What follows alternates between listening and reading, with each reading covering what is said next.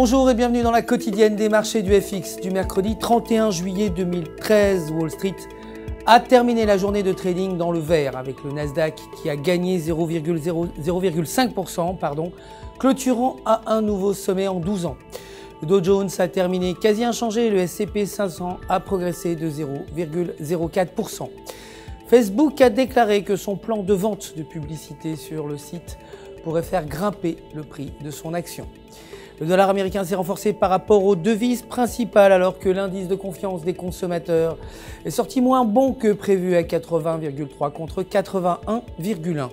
Aujourd'hui, on attend la publication d'un des indicateurs macroéconomiques les plus importants, la variation des emplois non agricoles qui évalue le nombre de personnes employées durant le mois précédent, excluant le secteur agricole, et le gouvernement est attendu à 179 cas contre 188 cas précédemment. L'or de son côté a perdu 0,12%, clôturant à 1325 $ l'once alors que le marché financier américain s'est renforcé. Le pétrole brut a reculé de 1,06%, terminant à 103,7 $ le baril avant qu'un rapport du gouvernement ne montre un ralentissement de la croissance économique américaine. L'euro s'est déprécié face au dollar américain alors que l'inflation allemande est restée inchangée en juillet et le PIB flash espagnol à moins 0,1% comme prévu. Selon le graphique en données de 4 heures, la paire euro-US$ s'échange dans un canal ascendant, maintenant son support à 1,3230. Si la paire brise en dessous de ce support, on assistera à la fin d'un élan haussier de 2 semaines et la paire descendra à 1,3050.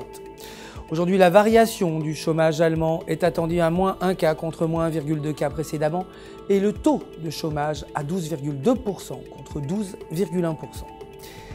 De son côté, la livre sterling s'est dépréciée face au dollar américain et à l'euro. Les investisseurs ont pressenti que la livre pourrait chuter davantage pendant la séance asiatique de trading suite aux rumeurs que la Banque d'Angleterre allait réduire de nouveau son taux d'intérêt. Selon le graphique en données de 4 heures, la paire livre-US$ bénéficie d'un support à 1,5194 et un support encore plus fort à 1,5120. Briser 1,5120 pourrait mener la paire vers 1,5000. En revanche, le maintien de ce niveau pourrait pousser la paire vers 1,5350. Aucune donnée économique majeure n'est attendue aujourd'hui. Pour terminer, le dollar australien s'est déprécié face au dollar américain après que le gouverneur de la Banque centrale ait déclaré que la baisse prochaine du taux d'intérêt était une option.